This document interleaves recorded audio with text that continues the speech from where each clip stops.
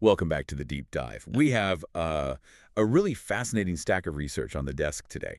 And I have to admit, when I first looked at the title of this one, I thought I knew exactly where it was going. Mm. We're heading back to the American West, mid-19th century. So, covered wagons, bonnets, the whole pioneer aesthetic. Right. It's a period of history that feels very familiar to most Americans, or at least we think it is. Exactly. We are talking about the colonization of Utah and the figure of Brigham Young. Now, usually, when you open a book on this topic, you get one of two very distinct flavors. Flavor one is the faith-promoting history. You get the miracles, the cricket, and the seagull, the inspired prophet leading his people to the promised land. Yeah, the classic Moses of the American West narrative. Right. And then flavor two is the exact opposite. It's the exposé. It's the story of a tyrant, a theocrat. It focuses heavily on the controversies over polygamy and the violence. It really feels like it's either complete hero worship or total condemnation. It's a highly polarized field. I mean, it's incredibly hard to find a middle ground because the emotions run so high on both sides of the aisle. Which is exactly why the source material we're looking at today is so jarring. We are digging into an extensive report titled, let me make sure I get this right, The Architect of Deseret, a systemic and phenomenological analysis of the theocratic empire of Brigham Young. Quite a mouthful. It is a massive mouthful, Yeah. but the approach is totally different. It's not asking, was he good or was he bad? It's asking, how did the machine work? And that is the key word right there, machine. Because the core premise of this analysis is that we need to stop viewing the Utah period as just a religious history. We need to view it as a case study in what the author calls complex adaptive systems. Okay, complex adaptive system. That sounds a lot more like engineering or maybe biology, not history. So before we get into the wagons and the wives and all that, help me understand that term. What exactly is a complex adaptive system in this context? Well, think of a coral reef, or the human immune system, or a colony of ants. It's a system that isn't just a static structure. It's a dynamic network of interactions that is constantly learning, reacting, and changing to survive in a hostile environment. The goal of a complex adaptive system isn't happiness or, spiritual truth. The goal is homeostasis. Homeostasis, like finding a state of stability. Exactly. Stability in the face of absolute chaos. The report argues that Brigham Young wasn't just a religious leader, he was a systems engineer. He was building a civilization-level machine designed to survive two massive threats. First, a hostile desert environment that wanted to starve them, and second, a hostile United States government that wanted to crush them. So you're saying every decision, whether it was about irrigation or marriage or even the violence, it was all just a lever being pulled to keep the system alive. Precisely. If we look at it through that specific lens, things that seem baffling or purely evil or just bizarre suddenly make a ruthless kind of sense. It's all about the survival of the organism. Man, I really love that framework. It takes the emotion completely out of it and lets us just look under the hood at the mechanics. But I suppose to understand the machine, we have to understand the engineer. And the source makes a huge distinction between the founder of the movement, Joseph Smith, and the builder, Brigham Young. It does. And this actually brings us to the first major section of the report, which is all about deconstructing the myths. Because the transition from Smith to Young, it wasn't smooth at all. It wasn't like a CEO retiring and just handing the keys over to his VP. Yeah, see, the standard story I learned was pretty linear. Joseph Smith is martyred in 1844 in Illinois, and Brigham Young steps up as the senior apostle, and everyone just naturally follows him west. And that is the cleaned-up history. The source material describes the reality on the ground as a brutal Darwinian competition. When Smith was killed, the movement didn't just have a vacancy at the top. It had a massive power vacuum that threatened to implode the whole thing. Because there was no clear successor written down anywhere? There was no written protocol. Smith had hinted at different people at different times depending on the year. So in 1844, you just have utter chaos. You have Sidney Rigdon, who was a member of the first presidency, which technically made him higher in rank than Young at the time. He comes back from out of town and says, "I should be the guardian of the church." Guardian. That's an interesting title, not prophet. Right, he was trying to position himself as a steward, but he was also known by the people to be somewhat erratic. But then you have a much more dangerous threat, a man named James Strang. I feel like Strang is one of those footnotes in history that just gets ignored, but the source spends a ton of time on him. Because Strang was the only one actually playing the game by Joseph Smith's rules.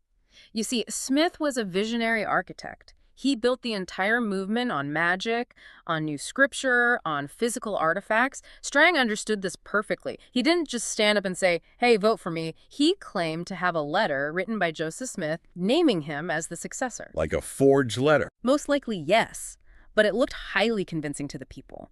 And he didn't stop there. He went to Vary, Wisconsin, and claimed to find ancient metal plates buried in the ground. The Vary plates, he produced translations of them, he had visions.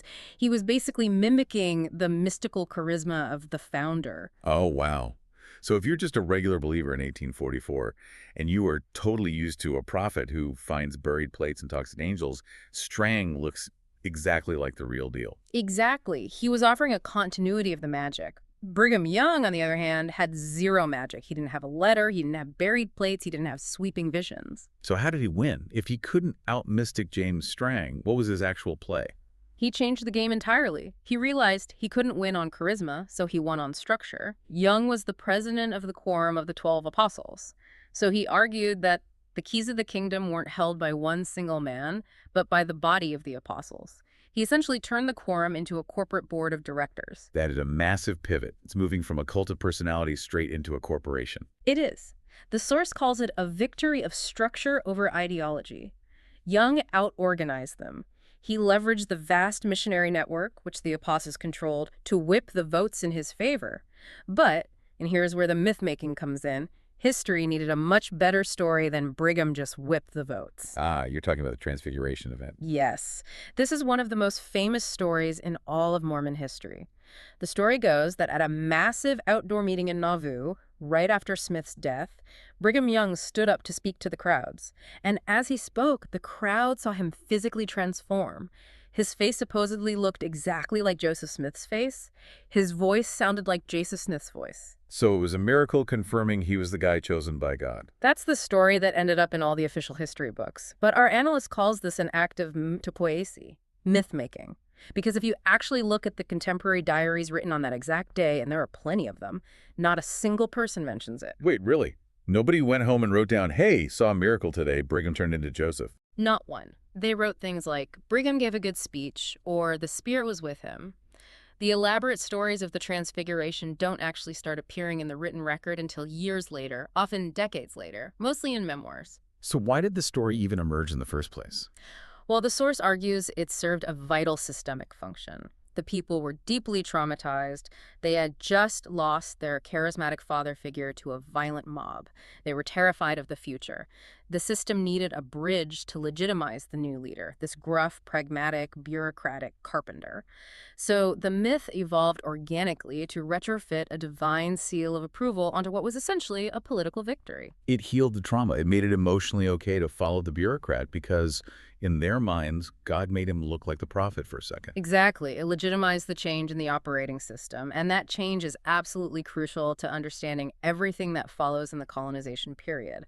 The source makes a hard distinction between Joseph Smith as the visionary architect and Brigham Young as the systems engineer. Let's unpack that distinction a bit more, because they are so often lumped together as just the early prophets, but they seem like polar opposites in how they operated. Smith was all about chaos and rapid expansion. He was constantly introducing new scriptures, new wildly complex doctrines, new worlds. He was basically tearing up the floorboards of the theology every few months to add a new wing to the house.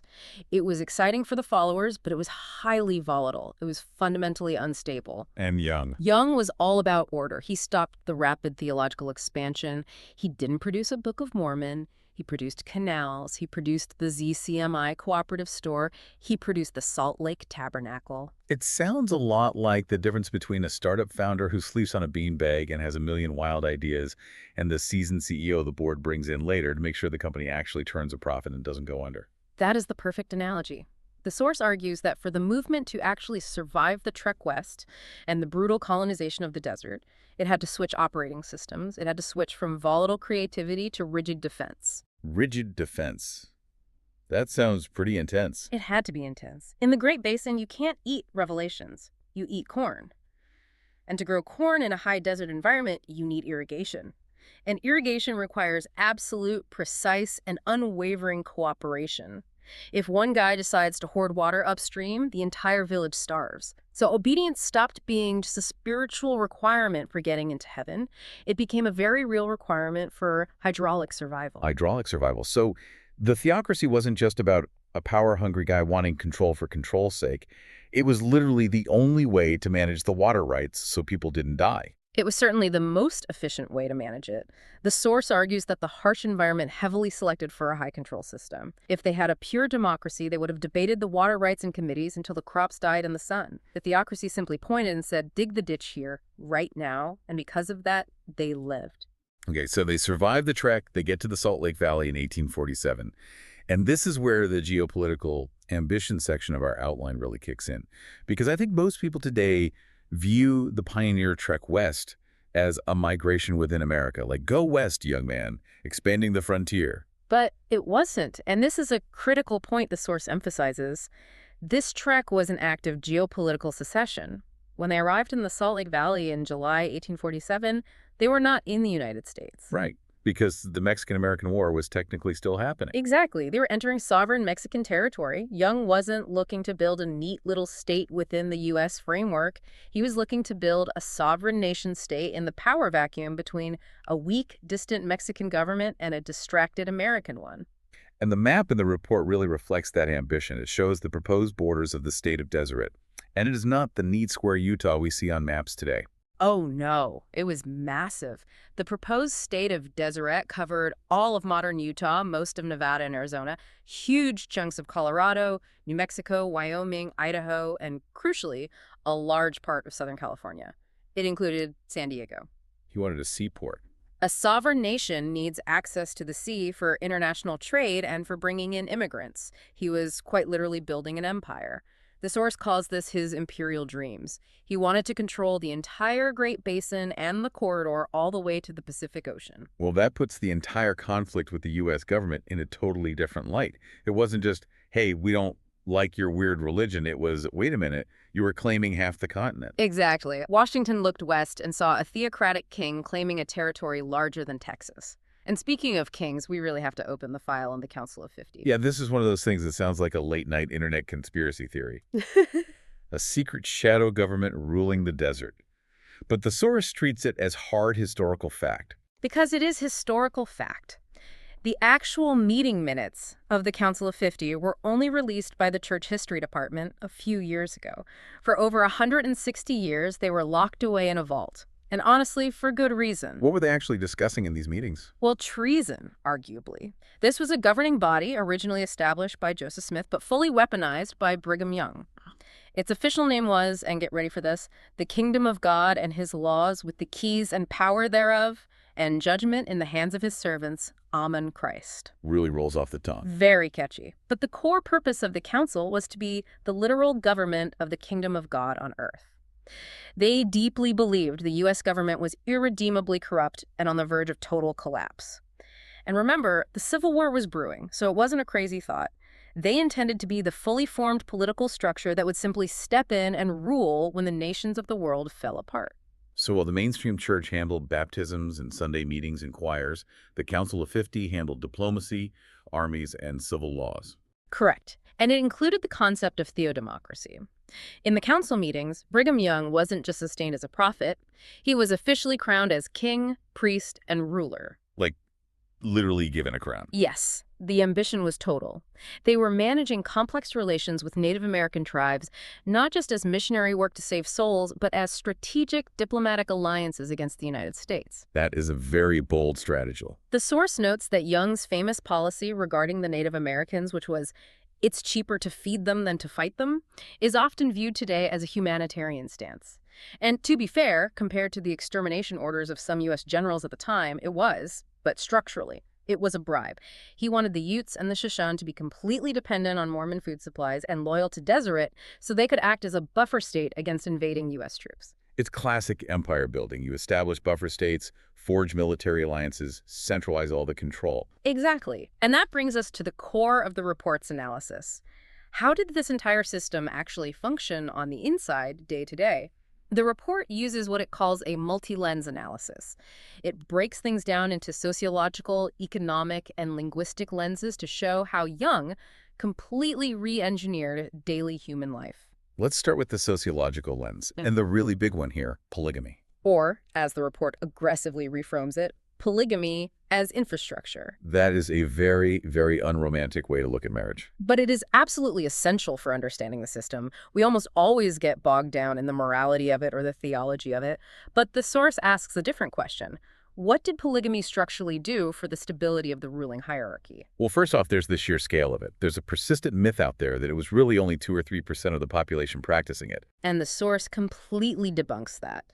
During the Reformation period of the 1850s, especially in rural Utah settlements, participation was closer to 20 or 30%.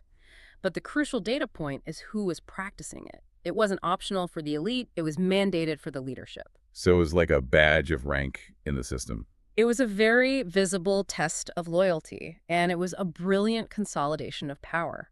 Brigham Young had approximately 55 wives. His apostles all took multiple wives. But look at who they actually married.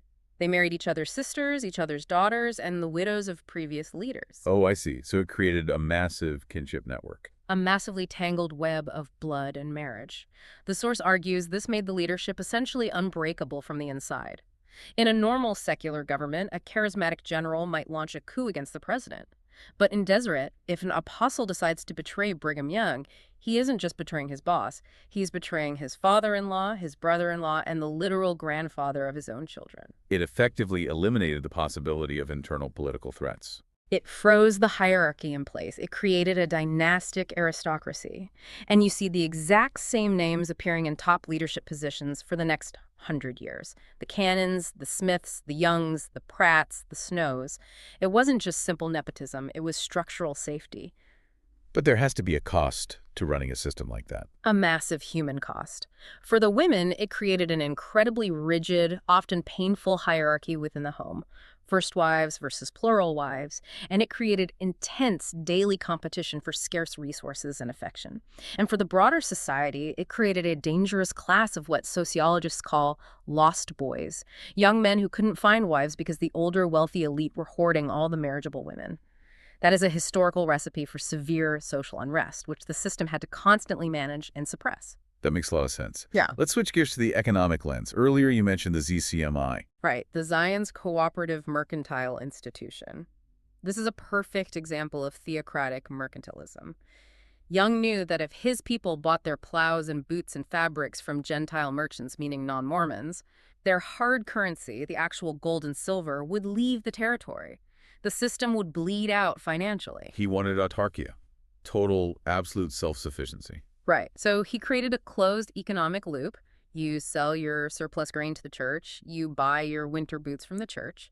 They actually put the sign, Holiness to the Lord, right over the department store doors. It was a form of economic warfare against the outside world. And the United Order took this concept even further, didn't it? Because this wasn't just shopping at a local co-op. This was full-blown communalism. It was religious communism. The source highlights the town of Orderville in southern Utah as the prime example. In Orderville, there was zero private property. Everyone ate their meals together in a massive communal dining hall. Everyone worked their shifts for the community good. And everyone wore the exact same clothes. Yes, uniforms produced by the community wool factory. And this actually gives us a hilarious but deeply insightful example of how the rigid system eventually failed. The report calls it the pants envy incident. Pants envy. That is amazing. The source details how the young men in Orderville were all wearing these incredibly scratchy, gray, shapeless, homemade wool pants. But the railroad had recently come through the territory, and these boys saw Gentile youths wearing Levi's, blue denim, store-bought pants. They just wanted the cool jeans. They desperately wanted the status symbol. The system was so airtight it tried to eliminate fashion entirely, but human nature eventually pushed back. The young men started secretly trading goods with outsiders just to get Levi's. Once the envy of the outside world crept in, the communal structure started to erode from the bottom up. It just shows you that you can build incredibly high walls, but you cannot block out the basic human desire for individuality. That is fascinating. Just a pair of jeans bringing down a utopian commune. But while the pants story is pretty funny, the Gardo House scandal mentioned in the report seems much, much more serious, especially regarding the money. It's a crucial pivot point for the legal evolution of the church. The Gardo House was essentially a Victorian palace built in Salt Lake City for Brigham Young. But here was the core problem. Young did not believe in separating church and state, and he definitely didn't believe in separating the church and the prophet. He operated as the trustee in trust. So his personal bank account and the church's bank account were basically the exact same thing. Effectively, yes. He freely mixed his personal business ventures, things like distilleries, massive real estate holdings, railroads, with the sacred tithing funds of the members.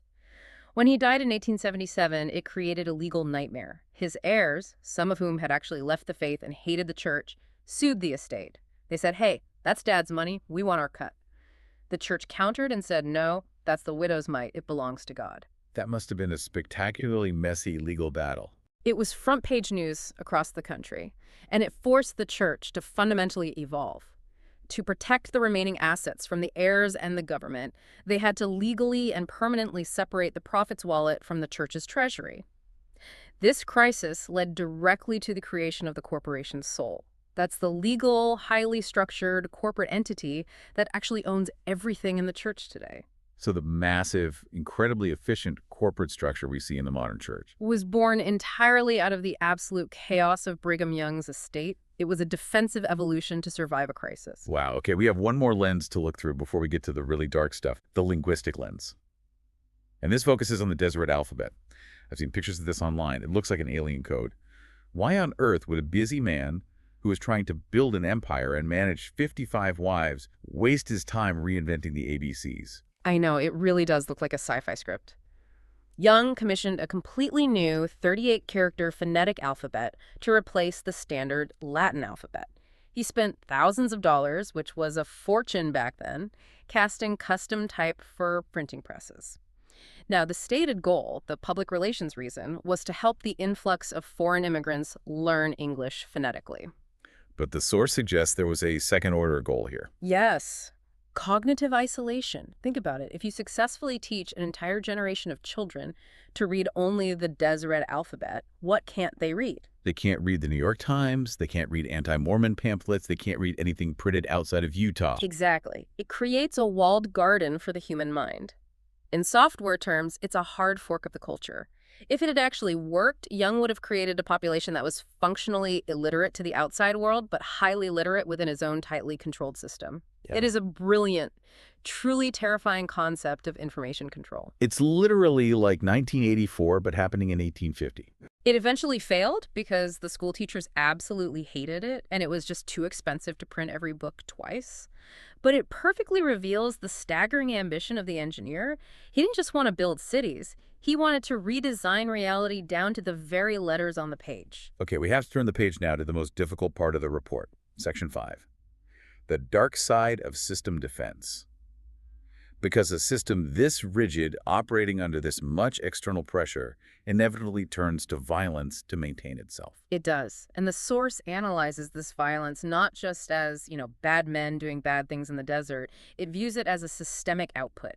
When the leadership preaches that the kingdom is under constant existential threat, violence naturally becomes a sanctioned tool of sanitation. We need to talk about the doctrine of blood atonement.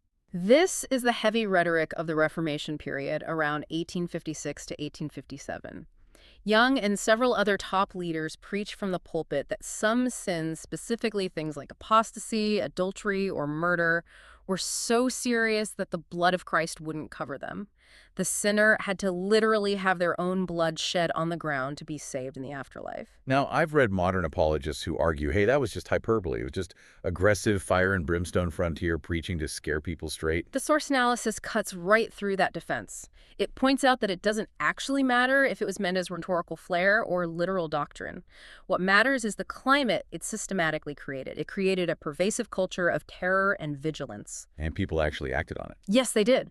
We have documented cases like the Parrish Potter murders in Springville, Utah. These were local bishops and community leaders who decided that certain apostates, people who were just trying to pack up and leave the valley, needed to be atoned. So they were ambushed and murdered.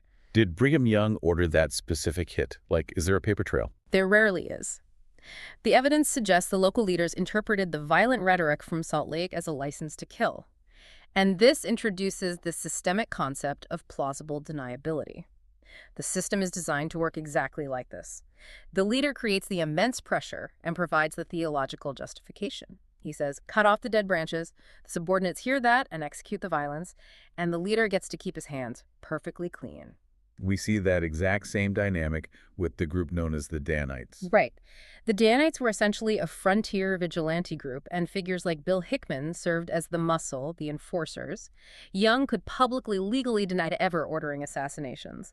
But Hickman later wrote in his own autobiography that he was absolutely acting on direct orders from the top. The system utilized these men as antibodies to aggressively attack and neutralize internal threats. And sometimes the threat was just another rival prophet, like the Morrisite War. That is a very clear example of the state using military force to maintain a religious monopoly.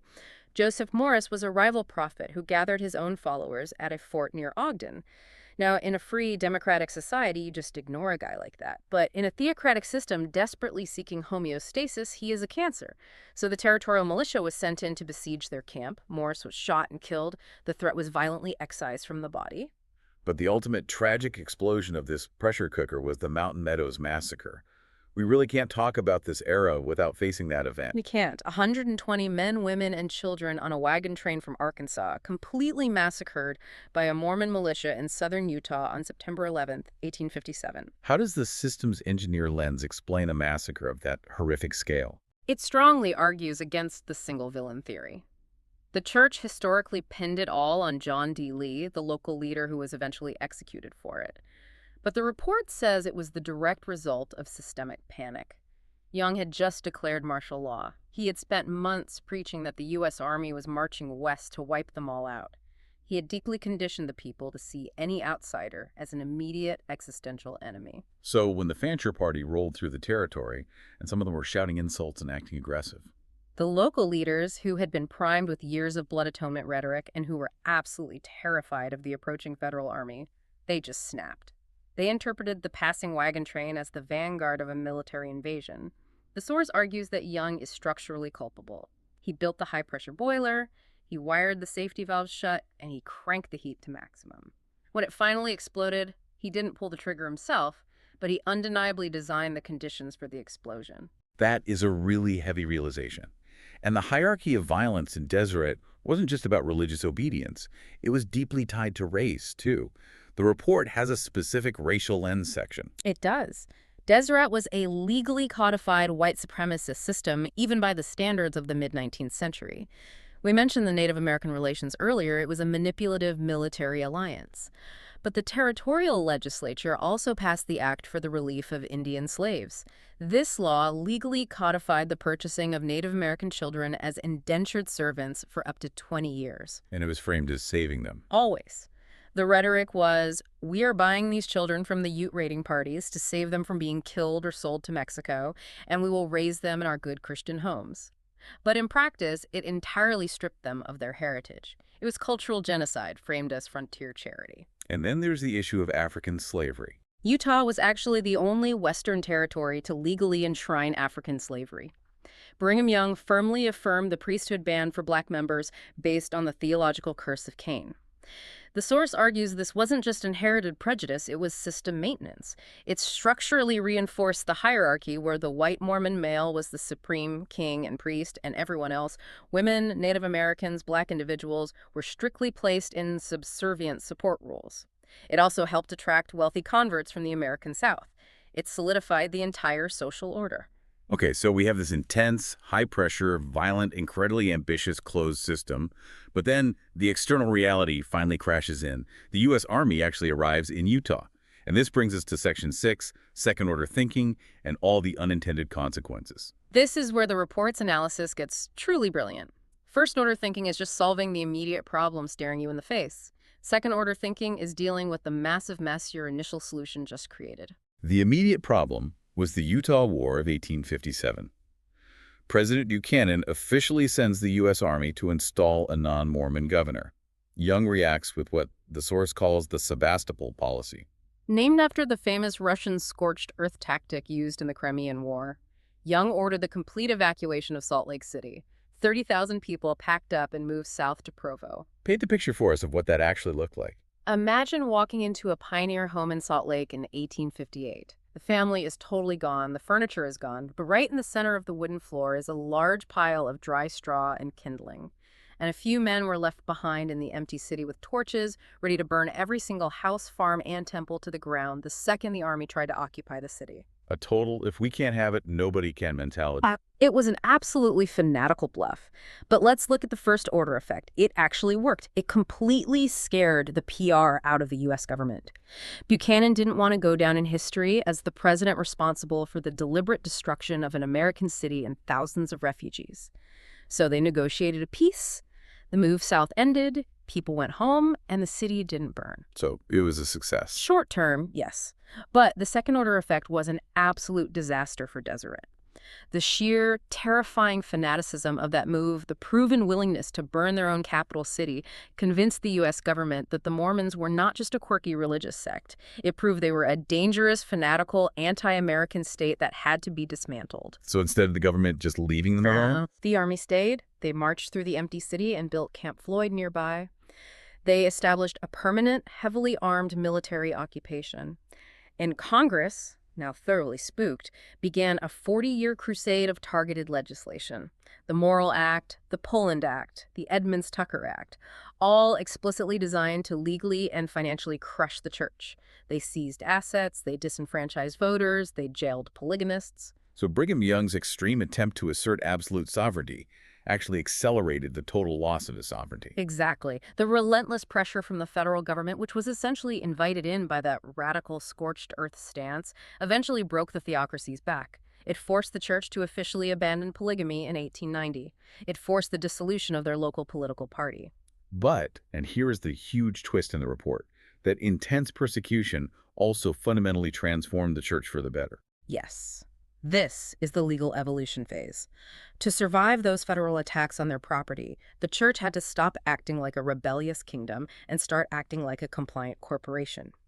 They were forced to adopt modern, sophisticated business structures just to hide and protect their assets from government seizure. So the modern, efficient corporate church we see operating globally today Is literally the scar tissue from that 19th century war. The U.S. government tried its hardest to break them, but instead they forced the institution to become hyper-efficient capitalists. The system adapted to survive. It shed the polygamy, which was causing too much friction and it had become a massive liability, but it kept the rigid hierarchy and the mandatory tithing, which were its greatest assets. That is a staggering insight. The persecution didn't kill the beast. It forced it to evolve into a much more resilient, bulletproof form. A form that could seamlessly thrive in the 20th century American economy. The report also dives into founder effects at the end here, both genetic and cultural. Let's touch on that. Right, so extreme isolation plus widespread polygamy equals a genetic bottleneck. You actually see this scientifically in the prevalence of certain rare genetic conditions in Utah populations today, like fumarase deficiency. But the cultural founder effect is even more profound for everyday life. This ties into the whole idea of them being a peculiar people. Exactly. The trauma of the move south, the decades of persecution, the intense geographic isolation, it created an incredibly high internal trust society. When everyone in your valley is an us and the entire outside world is a hostile them, you can do business on a simple handshake. You help your neighbor raise a barn because your own survival next winter depends on it. Which perfectly explains the famously high social capital and volunteerism you still see in Utah today. But it also perfectly explains the lingering us versus them mentality. The report argues that the modern Mormon psyche is, in many ways, still subconsciously living in the Sebastopol policy. There is a deep, lingering cultural feeling that the world is always out to get them. So they must be perfect, they must be wealthy, and they must be prepared for the collapse. Wow. So, bringing it all together as we wrap up, the source ultimately calls Brigham Young an American Gnostic. That is a very heady academic title. It is. Gnosticism historically implies rejecting the physical, corrupted world in favor of the pure spiritual realm. But Young was an American Gnostic. He believed the physical world was the spiritual realm. He collapsed the distance between God and material dirt. Exactly. Building a transcontinental railroad wasn't just smart commerce. It was an act of worship. Digging an irrigation ditch was a physical prayer. Accumulating massive wealth for the kingdom was a deeply holy act. He completely sacralized materialism. Which is probably why the prosperity gospel finds such incredibly fertile ground out west. But it's not just a standard prosperity gospel, it's an empire gospel. It's the core belief that building a high-functioning, wealthy, ordered civilization is the ultimate undeniable proof of God's favor. And finally, the report leaves us with the concept of the patriarchal panopticon. Right. A panopticon is a theoretical prison design, where the guard in the center tower can see everyone, but the prisoners can't see the guard. They never know exactly when they're being watched, so they behave perfectly all the time.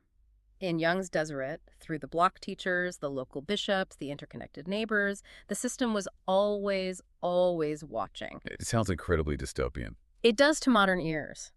But the source adds a really vital nuance. It was a panopticon that actively cared.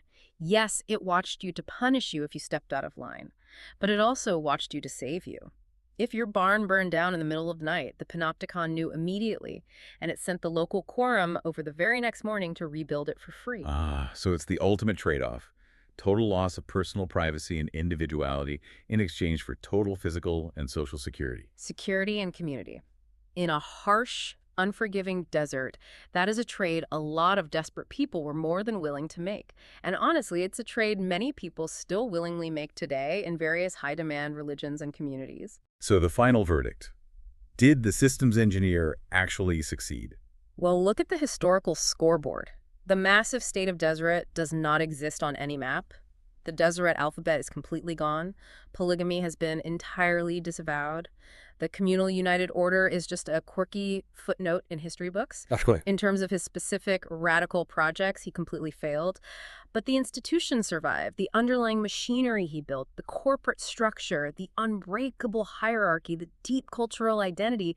It was all so incredibly robust that it allowed the faith to survive the total collapse of its own 19th century radicalism and eventually emerge as a massive global financial and religious power. The phoenix burned to ashes, but the structure of the nest allowed it to rise again. Precisely. The modern church is the child of Brigham Young's absolute failures just as much as it is a product of his successes. He built a ship that was strong enough to survive its own captain. That is an incredibly powerful place to land. And it really challenges us to look at our own systems today. Whether it's a massive tech corporation, a country, or just a local community, what are the hidden mechanisms of control? What are the foundational myths we tell to hold it all together? And what is the ultimate human cost of maintaining homeostasis? And perhaps most importantly, who is the architect pulling the levers? Indeed. We've covered a huge amount of ground today. From the forged Vori plates to the burning of Salt Lake City, thank you so much for walking us through this incredible systemic analysis. My pleasure. It is always better to look under the hood and see the engine than just stand there staring at the paint job. I couldn't agree more. And to our listener, here's a final thought to chew on after we sign off. If a religious movement can completely shed its most radical defining doctrines like polygamy and theocratic rule simply to survive federal pressure, how many of the core societal systems we live under today, the ones we assume are built on eternal truths or ideologies, are actually just calcified survival mechanisms left over from a forgotten historical crisis? Thanks for taking this deep dive with us. Keep asking questions, keep checking the sources, and we'll see you on the next one.